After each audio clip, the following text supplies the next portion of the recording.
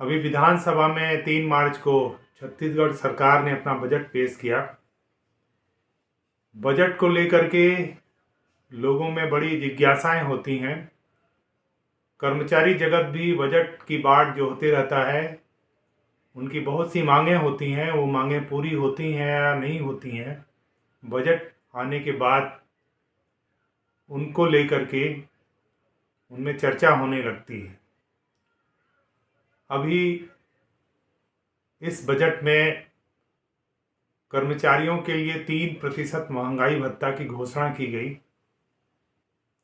हालांकि ये महंगाई भत्ता जो है जुलाई 2024 से इसको दिया जाना था, किंतु इसे 1 मार्च 25 से दिया गया है। 8 माह विलंब से ये घोषणा हुई है और 8 माह का जो एरियर्स है उसके बारे में बजट में किसी किस्म का कोई जिक्र नहीं है। उसके पिछले भी उसका पिछला इतिहास भी देखें महंगाई भत्ते का, तो भूपेश बघेल की जो सरकार थी 2018 से लेकर के 2024 तक, उस समय भी कर्मचारियों के डीए एरियर्स का 6,000 करोड़ रुपया सरकार के पास ही रह गया। उसका कहीं कोई जिक्र अब होता नहीं है। 6,000 करोड़ रुपया बहुत मायने रखने वाली बात है और ये कर्मचारियों का पैसा था जो उन्हें मिल नहीं पाया। इसी प्रकार जुलाई 23 में जो डीए ड्यू था 4%, उसकी घोषणा 1 मार्च 24 को हुई। उसमें भी 8 माह के डीए एरियर्स के बारे में कोई जिक्र नहीं हुआ। उसके बाद फिर जनवरी 24 से 4% का डीए ड्यू था, उसको 1 अक्टूबर 2024 से दिया गया और वहाँ भी 9 माह के डीए एरियर्स के बारे में अभी तक कोई जिक्र होता नहीं है।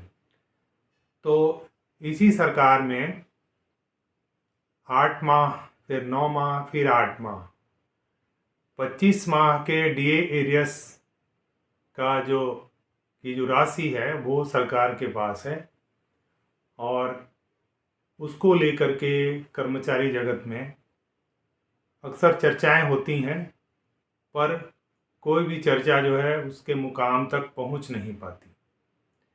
कर्मचारी भी सरकार के ही अंग होते हैं और अंततः सरकार को उनकी चिंता करनी पड़ती है।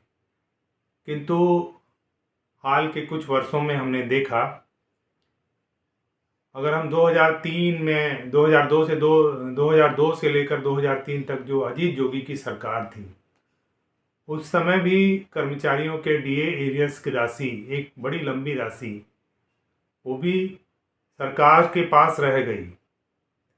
उस समय सिंहदेव वित्त मंत्री हुआ करते थे अजीत जोगी सरकार में और मित व्ययिता को लेकर के उनका बड़ा फोकस था। किंतु उस मित व्ययिता में कर्मचारियों के डीए एरियर्स की राशि का सरकार के पास जमा होकर रह जाना और उन्हें न मिलना बड़ी दुखद स्थिति है। फिर उसके बाद रमन सिंह की सरकार आई 15 सालों तक। रमन सिंह की सरकार में डीए जो है ठीक समय पर मिल जाया करता था। ऐसी कोई डीए को लेकर के कोई ऐसा आंदोलन होता नहीं था उस समय और लगभग हर डीए समय पर आगे पीछे 1-2 माह के आगे पीछे कर्मचारियों को मिल ही जाता था। उस समय ये समस्याएं नहीं थी। भूपेश बघेल की जब सरकार आई तो डीए को लेकर के फिर आंदोलन होने लगे। ये बड़ी बहुत दुखद स्थिति होती है कर्मचारियों के लिए। डीए जबकि समय पर दे दिया जाना चाहिए कर्मचारियों को, किंतु उसमें भी टाल मटोल होता रहा और 6,000 करोड़ की राशि, जो एक बड़ी राशि होती है, सरकार के पास रह गई। उसके बाद ये जो परंपरा बनी डीए को लंबे लंबे समय तक रोके जाने की और फिर उस एरियर्स को न दिए जाने की जो परंपरा बनी, वो अब लगता है कि वो परंपरा अब एक रूढ़ी में बदल गई है। अब कर्मचारी भी मान गए हैं कि डीए अब ऐसे ही मिला करेगी। महंगाई भत्ते को दिए जाने की जो परंपरा थी वो अब एक नियम के रूप में वो बनती जा रही है। और कर्मचारियों में भी उस बात को लेकर बहुत ज़्यादा कोई गंभीर चिंता नज़र नहीं आती।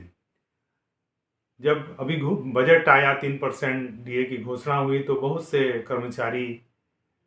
कर्मचारियों ने 3% डीए का स्वागत किया। उसके बाद एरियर्स की बात उन्होंने करी। तो पहले तो आप स्वागत करते हैं, फिर उसकी बात करते हैं, तो एक तरह से आपकी नाराज़गी आपके भीतर नहीं है, ऐसा एक संदेश जाता है सरकार में। और धीरे धीरे सरकार भी मान लेती है कि भाई कर्मचारी भी खुश हैं, तो ये एक नियम बनते जाता है। तो ये जो नियम डीए को रोके जाने की लंबे लंबे समय तक, ये इस नियम से कर्मचारियों को काफ़ी नुकसान भी हो रहा है। लेकिन अंततः सबने मान लिया है कि भाई अब डीए ऐसे ही मिला करेगी, तो ठीक है। किंतु इसके बावजूद कर्मचारी क्योंकि सरकार के ही अंग होते हैं, सरकार को उनकी चिंता करनी होती है, तो सरकार को भी ये विचार करना चाहिए कि जो डीए एरियर्स की राशि है वो देर सबेर उनके जीपीएफ जमा खातों में जमा हो जाए। और एक अच्छी परंपरा जो रही है पुराने समय में, रमन सिंह के सरकार के समय में, वो परंपरा फिर से कायम हो छत्तीसगढ़ में। हालांकि सरकार के ऊपर भी वित्तीय दबाव काफ़ी है। बहुत सी ऐसी सरकारी योजनाएं चल रही हैं जिसके कारण सरकार का जो के ऊपर जो व्यय है का भार है वो काफ़ी लंबा चौड़ा है।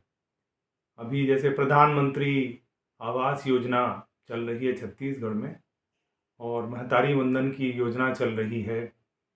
बहुत सी ऐसी योजनाएं चल रही हैं, रिंग रोड के बारे में जिक्र है। उसके अलावा मेडिकल कॉलेज कुनकुरी में बनाए जाने का इस बजट में प्रावधान है। एक अच्छा प्रावधान है ये।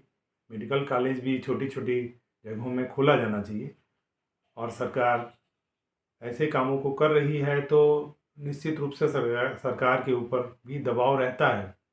तब भी सरकार को ज़रूर विचार करना चाहिए कर्मचारियों को लेकर के कि उनका डीए जो है समय पर मिल जाए और उनको किसी किस्म का नुकसान ना हो, क्योंकि उसी डीए जो है पेमेंट का हिस्सा होता है, ऐसा कर्मचारी मानते भी हैं। वो ऐसी परंपरा है और ये सही भी है। तो इस पर कर्मचारियों को भी गंभीर चिंतन करने की ज़रूरत है। भाई ये जो परंपरा है जो कि एक रूढ़ी में बदल रही है, वो कैसे उसको दूर किया जाए, और सरकार से मिल बैठकर बात करके इस जो एक किस्म की जो बात रुकावट उत्पन्न हो रही है डीए को लेकर के, उस पर कर्मचारी संघों को भी बात करना चाहिए। आपको अगर ये टिप्पणी अच्छी लगी हो तो चैनल को आप सब्सक्राइब कर दें, और ताकि ये जो संवाद है आगे बढ़ता रहे। फिर से सबको धन्यवाद।